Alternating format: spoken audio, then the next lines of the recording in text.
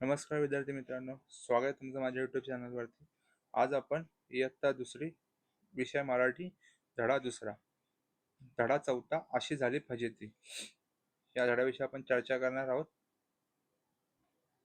धडा आहे चौथा, अशी झाली फजिती. चला पाहूया. एक गाढव होते. त्याच्या पाठीवर मिठाचे ओझे होते. ते नदी ओलांडत होते. त्याचा पाय घसरला. ते पाण्यात पडले. त्याला लवकर उठता येईना. काही वेळाने ते उभे राहिले, पण गंमत झाली. त्याला ओझे हलके वाटले, कारण मीठ पाण्यात विरघळले होते. त्याला आनंद झाला. गाढवाने असे पुन्हा पुन्हा केले. मालकाने त्याला अद्दल घडवण्याचे ठरवले. तर या गोष्टीमध्ये एक गाढव होतं. त्याच्या पाठीवर मिठाचे ओझे ज्याच्या मालकाने लादलेलं होतं, ते मिठाचे ओझे घेऊन त्याला नदी ओलांडायची होती. त्याचा पाय घसरला व ते पाण्यात पडले. ते नदीमधल्या पाण्यामध्ये पडलं. त्याला लवकर उठता येईना.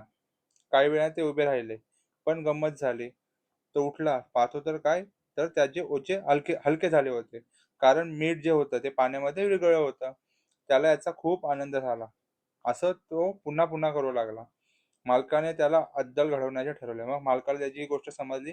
मग मालक म्हणाला की मी याला चांगली अद्दल घडवतो. पुढील वेळेस मालकाने गाढवाच्या पाठीवर कापसाचे ओझे लादले. ते घेऊन गाढव नदी ओलांडू लागले. त्याला मागचे आठवले. पाण्यात पडले की ओझे हलके होते, म्हणून गाढव मुद्दाम पाण्यात पडले आणि उठू लागले. आता पुढील वेळेस मालकाने गाढवाच्या पाठीवर कापसाचे ओझे लादले होते. ते घेऊन गाढव नदी ओलांडू लागले. त्याला मागचे आठवले. पाण्यात पडलं की ओझे हलके होतं, म्हणून गाढव मुद्दाम पाण्यात पडलं आणि उठू लागलं. पण आता काय झालं? ओझे जास्त जड वाटू लागले. ते ओझं होतं त्याला जास्त जड वाटू लागलं. गाढवाच्या पाठीवर कापसाचे ओझे होते, कारण गाढवाच्या पाठीवर कापसाचे ओझे होतं. कापूस पाण्यामध्ये भिजवलं तर काय होतं? कापूस पाणी खेचून घेतो, त्याचं वजन वाढतं. ते इथंही झालं. पाण्यात भिजून ते अधिक जड झालं होतं. पाण्यात भिजून कापूस अजून जड झालं. गाढव कसेबसे उभे राहिले, पण जड ओझे घेऊन त्याला चालता येणार. पण जड ओझे घेऊन त्याला चालताच येत नव्हतं. यावेळी मात्र गाढवाची फजिती झाली. अशी गाढवाची खूप फजिती झाली. नवीन शब्द: ओलांडणे, पार करणे. ओझे, भार, फजिती, फसगत. पहिले गाढवाच्या पाठीवर काय होतं? मीठ होतं. त्याच्यामुळं मीठ जेव्हा पाण्यात पडलं तेव्हा मीठ पाण्यात विरघळलं, त्यामुळे गाढवाच्या पाठीवरचं ओझं हलकं झालं. पण असं रोज रोज करू लागला. मग मालकाने त्याला अद्दल घडवण्याचं ठरवलं. मग मालकाने त्याच्या पाठीवर कापसाचं ओझं ठेवलं. गाढवाला पुन्हा आठवलं की ओझं हलकं होतं पाण्यात पडलं की, म्हणून गाढव पुन्हा एकदा पाण्यात पडलं. परंतु कापसाने पाणी खेचून घेतलं. कापसाचं वजन वाढलं. त्यामुळे गाढवाला उभंच राहता येत नाही. त्यामुळे गाढवाची फजिती झाली. अशी ही एक सुंदर गोष्ट होती. आता आपल्याला काय काय समजलं ते पाहूया. प्रश्न पहिला, उत्तरे लिहा.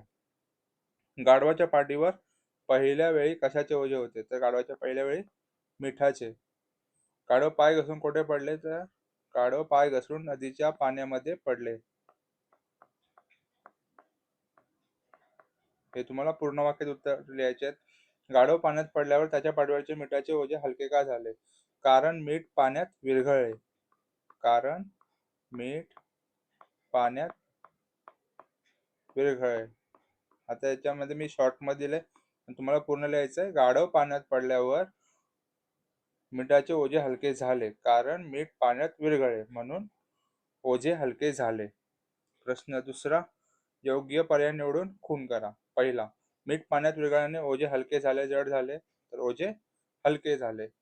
दुसऱ्या वेळी मालकाने गाढवाच्या पाठीवर कापसाचे साखरेचे ओझे लादले, तर कापसाचे. कापूस पाण्यात भिजून अधिक हलका झाला, जड झाला, तर अधिक जड झाला.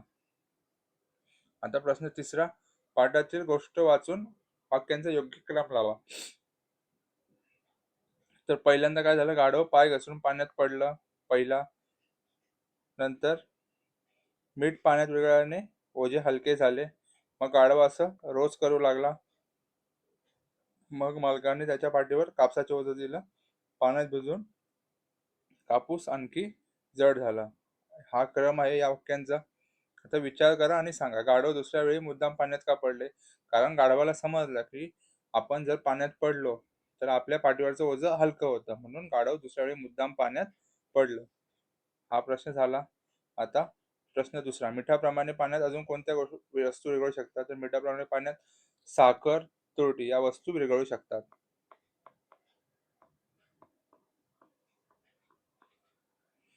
गोष्टीतील गाढवाचा स्वभाव कसा आहे असे तुम्हाला वाटते? तर गोष्टीतील गाढवाचा स्वभाव आळशी आहे, तो एक प्रकारे कामचोर आहे. लिहिते होऊया. अमोल. आता तुम्हाला शब्द लिहायचे आहेत. अमोल, लखन, नर. शेवटचा शब्द तो लिहायचा आपल्याला. रवा,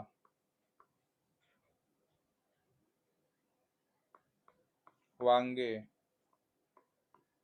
गवत. अशा प्रकारे शब्द साखळी आपण पूर्ण केलेली आहे. आता प्रश्न दुसरा, शब्दांचे योग्य क्रम लावून अचूक वाक्य तयार करा व योग्य विरामचिन्हाचा वापर करा. तर पहिला येईल, रमेश काल गावाहून आला आणि पूर्णविराम. भाजी केली आजी का? तर येईल, आजी भाजी केली का? अशा प्रकारे आपली प्रश्न उत्तरे आणि धडा शिकवून पूर्ण झालेला आहे. अशी झाली फजिती. तुम्हाला धडा आवडल्यास, शिकवलेला आवडल्यास आपल्या चॅनलला सबस्क्राईब करा, व्हिडिओला लाईक करा, कमेंट करा, शेअर करा आणि जास्तीत जास्त मुलांपर्यंत आपले व्हिडिओ पोहोचवा. धन्यवाद.